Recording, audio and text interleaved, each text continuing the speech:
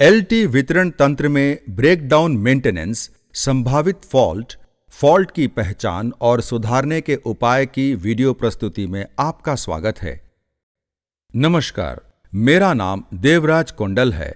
मैं बीएसईएस राजधानी power limited में सहायक मैनेजर हूं।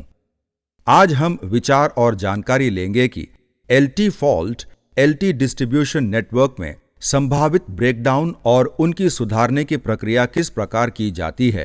हमें साधारणतया कई प्रकार की शिकायतें मिलती हैं, जैसे कि घर में बिजली नहीं है।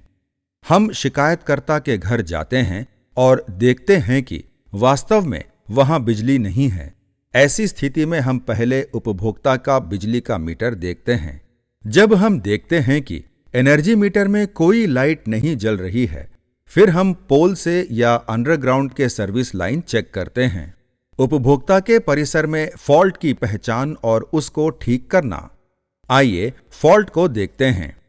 पहले हम उपभोक्ता के परिसर में बिजली नहीं है की शिकायत देखते हैं। उपभोक्ता ने शिकायत दर्ज कराई है कि उसके यहां बिजली नहीं है। लाइनमैन उपभोक्ता के परिसर में जाता है। सर्विस लाइन से बिजली आ रही है या नहीं, यह देखने के लिए वह मीटर का बक्सा खोलता है जहां एमसीबी लगी और जुड़ी हुई है। वह एमसीबी में बिजली आ रही है या नहीं, यह चेक करता है।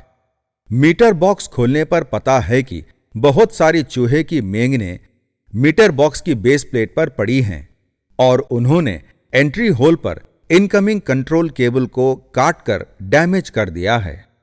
आगे चेक करने पर पाता है कि न्यूट्रल नहीं आ रहा है और देखता है कि मीटर बॉक्स के केबल एंट्री होल पर न्यूट्रल की तारों को चूहों ने काट दिया है। लाइनमैन उपभोक्ता के सामने मीटर बोर्ड पर बिजली आ रही है कि नहीं चेक कर रहा है। वह उपभोक्ता को संतुष्ट कर रहा है कि बिजली मीटर टर्मिनल से उसके एमसीबी तक आ रही है। बहुत सारी परिस्थितियों में उपभोक्ता के एमसीबी में मीटर से बिजली नहीं आ रही होती है। ऐसी हालत में लाइनमैन सर्विस लाइन का फीडिंग पॉइंट या स्रोत चेक करता है। वह बस बार बॉक्स चेक करता है जहां से सर्विस लाइन मीटर तक जुड़ी है। इस बार बॉक्स खोलने पर पाता है कि कनेक्शन ढीले हो रहे हैं और जॉइंट कच्चे लगे हैं। बस बार की पत्तियां गायब हैं और इनकमिंग और आउटगोइंग की लाइनें ऐसे ही जोड़ी हुई हैं और टेप पर रखी हैं। दो आउटगोइंग की सर्विस लाइन जॉइंट से काटी हुई है। आउटगोइंग की लीड जली पड़ी हैं और डैमेज हुई पड़ी हैं। बस बार बॉक्स से बिजली नहीं आ रही है। तारें कच्ची जोड़ रखी हैं। इनकमिंग सर्विस लाइन बस बार पर डैमेज हुई पड़ी है और जॉइंट जले पड़े हैं। इनकमिंग सर्विस लाइन का जॉइंट लूज हुआ पड़ा है और फीडिंग पॉइंट से ओपन सर्किट है। ऐसे ही स्थिति पोल पर है जहां तारों के गुच्छे और झुंड की वजह से सर्विस लाइनों पर अत्यधिक दबाव पड़ा हुआ है। इसलिए बिजली न होने की शिकायत होना स्वाभाविक है।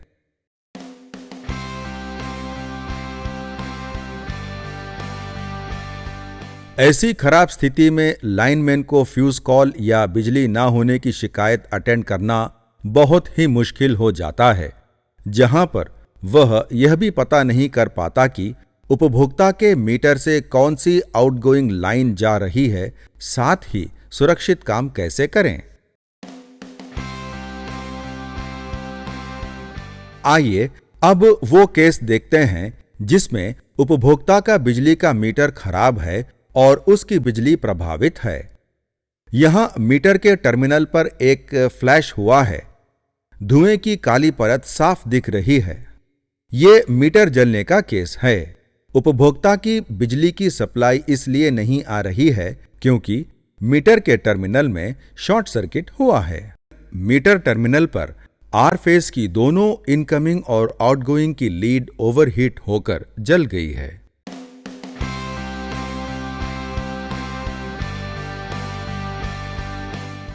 इससे भी बुरी हालत तब हो जाती है जब जोर का भड़ाका मीटर बॉक्स के अंदर हो जाने से सारा मीटर बॉक्स ही जल जाता है और मीटर के सारे उपकरण खराब हो जाते हैं।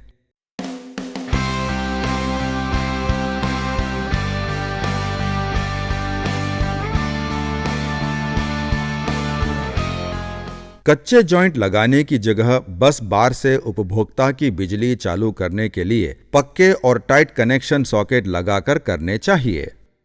बस बार के पास उलझी हुई तारों को झुरमुट नहीं होना चाहिए। यह मुख्य कारण है ब्रेकडाउन का, क्योंकि तारों का कनेक्शन ढीला और कच्चा रह जाता है। नीचे दोष निवारक उपाय बताए गए हैं। एनर्जी मीटरों को हमेशा एक लाइन में व बराबर दूरी में ही लगाना चाहिए, जो कि साफ दिखाई दें। दोनों इनकमिंग और आउटगोइंग की केबल सैडल के साथ लगी होनी चाहिए। साथ ही फीडिंग पॉइंट से स्पष्ट दिखाई देनी चाहिए। तारें मीटर के टर्मिनल पर कस के टाइट होनी चाहिए और टर्मिनल कवर से ढकने के बाद उसके ऊपर सील होना चाहिए। इनकमिंग केबल पर कोई भी जॉइंट नहीं होना चाहिए।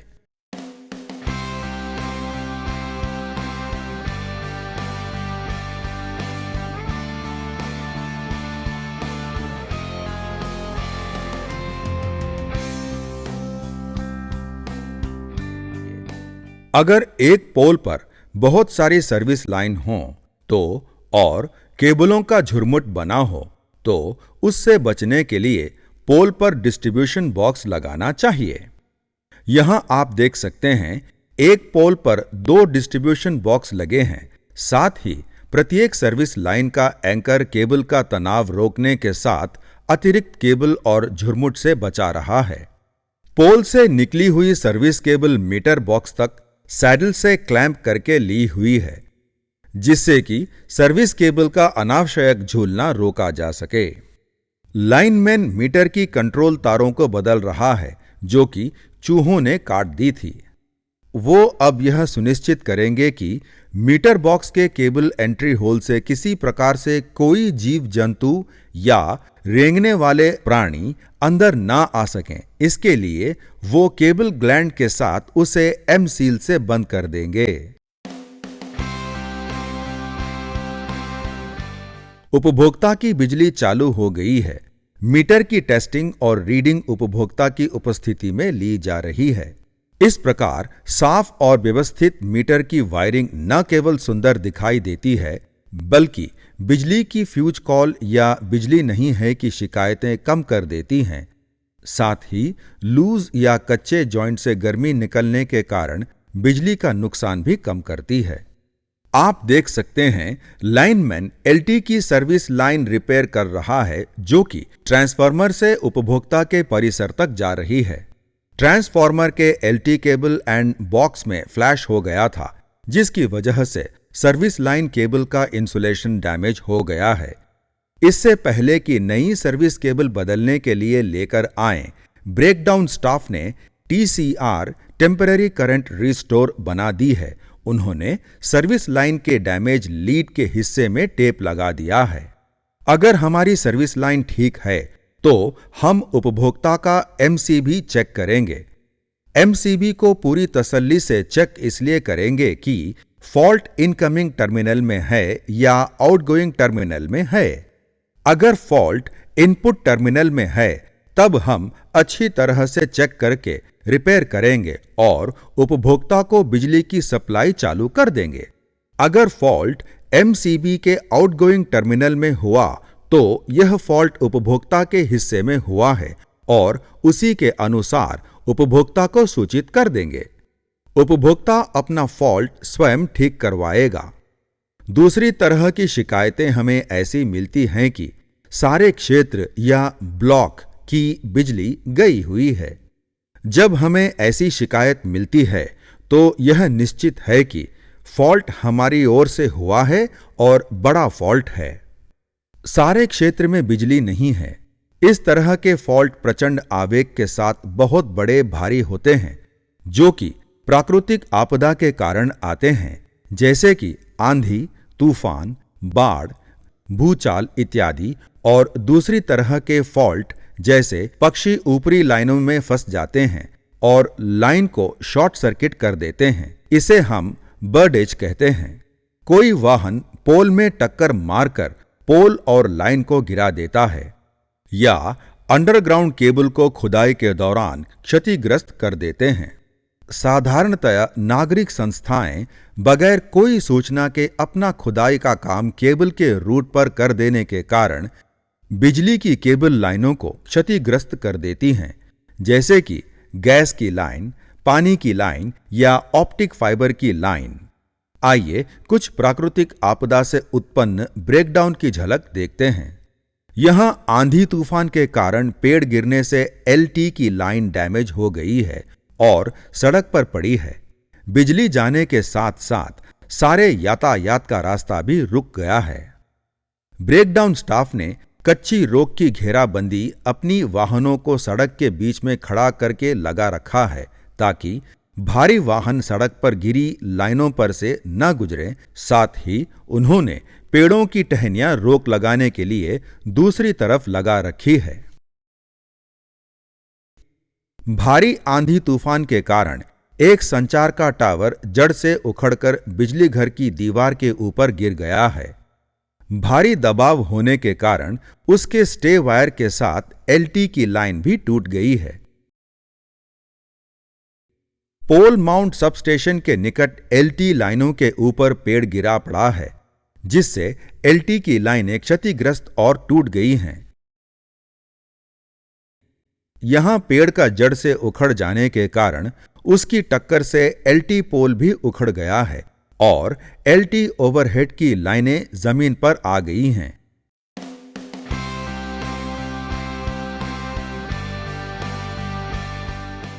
यह एक बोइंग विमान के मजबूरन शहरी क्षेत्र के मैदान में उतरने के कारण पेड़ से टक्कर हो गई है। फलस्वरूप पेड़ बिजली की लाइनों के ऊपर आ गिरा है। यहां पेड़ एलटी लाइनों के ऊपर गिर गया है और रोड को भी ब्लॉक कर दिया है। यहां गली में एलटी पीसीसी पोल को किसी वाहन ने टक्कर मार दी है। आप देख सकते हैं स्ट्रीट लाइट का फिक्सचर सारे उपकरणों के साथ टूट गया है और लाइन के कंडक्टर भी टूट गए हैं। क्योंकि यह एक आकस्मिक संकट है, इसलिए ब्रेकडाउन स्टाफ को तुरंत बिजली चालू करके सप्लाई नॉर्मल करनी है। आइए देखते हैं बिजली की सप्लाई को कैसे नॉर्मल करते हैं। खराब वाले हिस्से को सिस्टम से काटकर अलग कर देते हैं। इस बाढ़ग्रस्त क्षेत्र में क्रेन की सहायता से नए पोल खड़े किए गए हैं और लाइनों को नए पोलों पर शिफ्ट कर रहे हैं। बिजली चालू करने के लिए नई लाइनें बिछा दी गई हैं। क्रेन की सहायता से जड़ से उखड़े पेड़ को हटाया जा रहा है। सड़क का अवरोध साफ किया जा रहा है। टूटे हुए पेड़ को क्रेन से उठाया जा रहा है ताकि लाइनों से अलग हो सके। पेड़ की टहनियां क्रेन से दूर ले जाने के लिए उठाई जा रही हैं।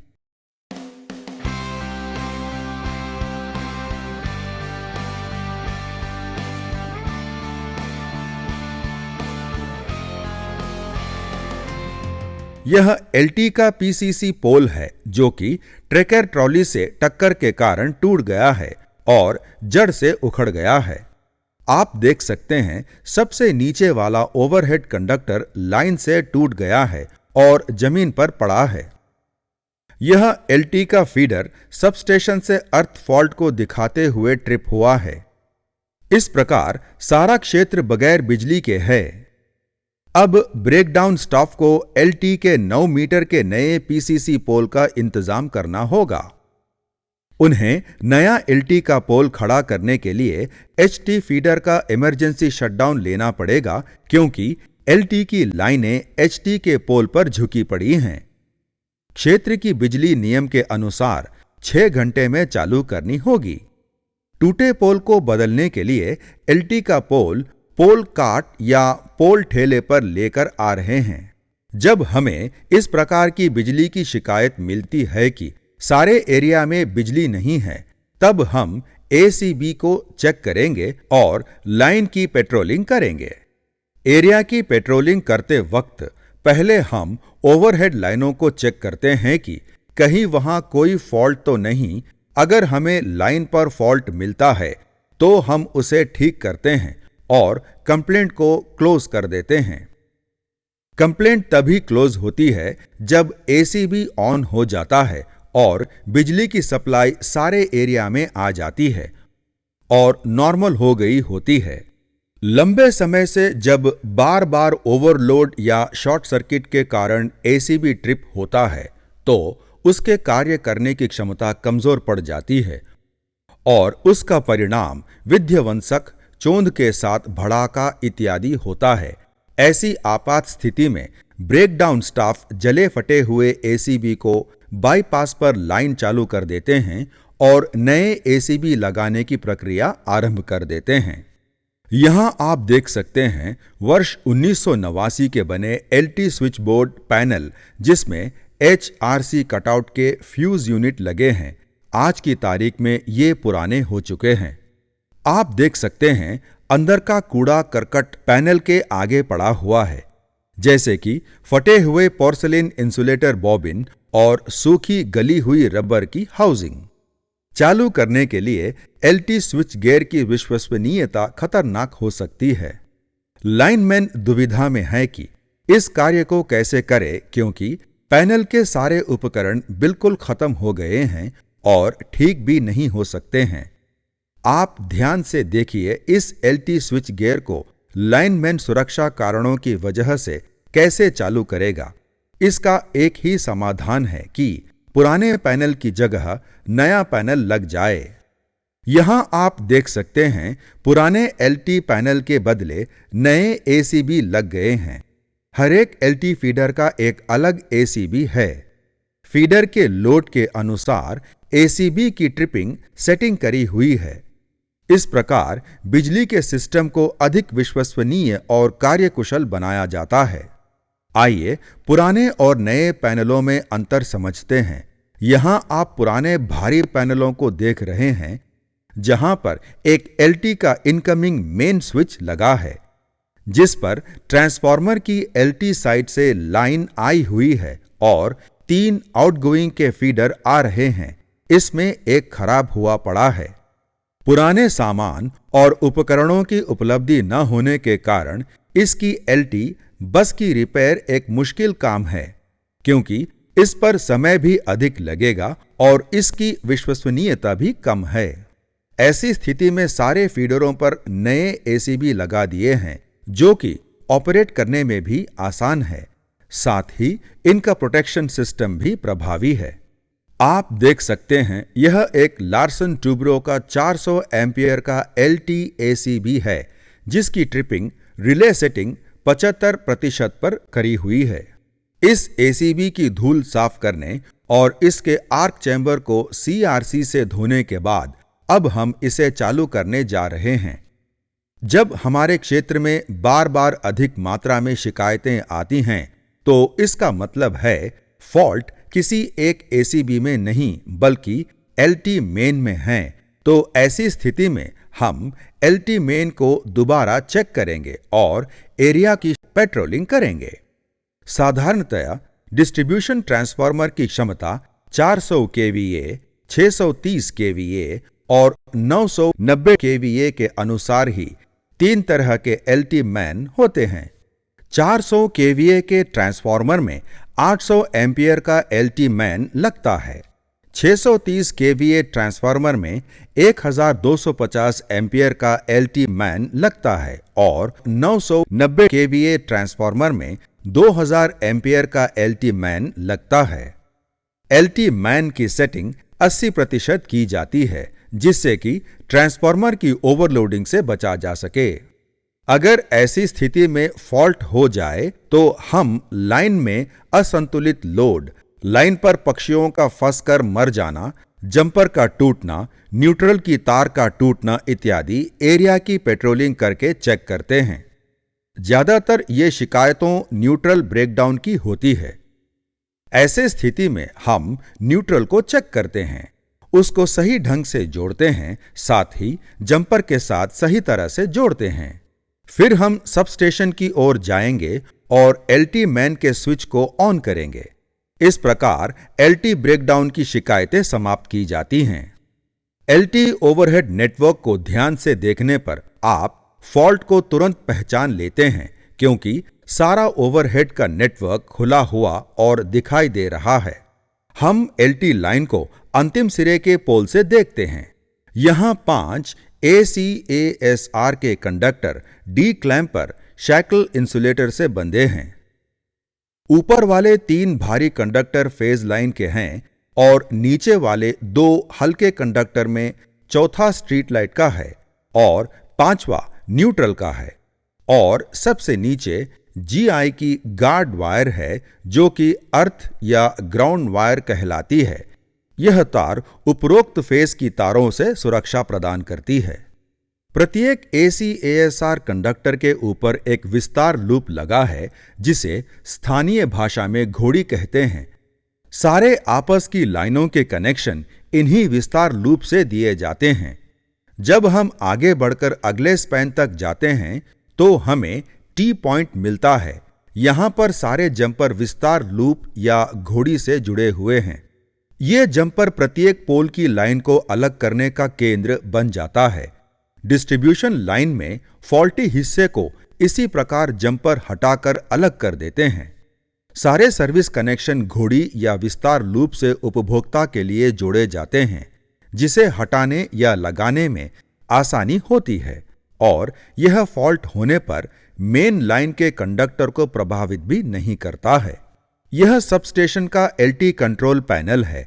आप देख सकते हैं यहां एक LT मैन है जो कि ट्रांसफार्मर की आउटगोइंग से जुड़ा हुआ है और आगे कई फीडरों को वितरण कर रहा है, जैसे कि outgoing feeder street light, zonal office, school और अन्य।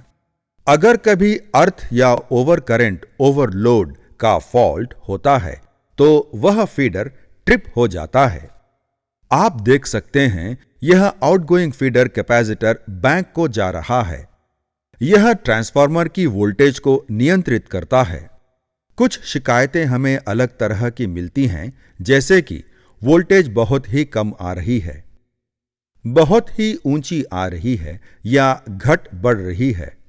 यहां आप देख सकते हैं कैसे फील्ड स्टाफ LT लाइन की स्थिति चेक कर रहे हैं।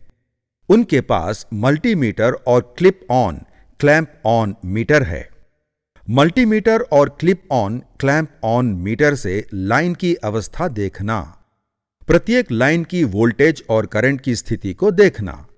मल्टीमीटर लाइन की उसी समय की दशा को बताता है। ऐसी परिस्थिति में हम एरिया की पेट्रोलिंग करेंगे और मालूम करेंगे कि क्या कारण है। यह असंतुलित लोड हो सकता है, जंपर टूट गया हो, न्यूट्रल का ब्रेकडाउन हो, phase two phase short circuit या डिस्ट्रीब्यूशन ट्रांसफार्मर का HT साइड से DD फ्यूज का उड़ जाना हो सकता है। इंजीनियर क्लैंप ऑन मीटर से फेज करंट नाप रहे हैं।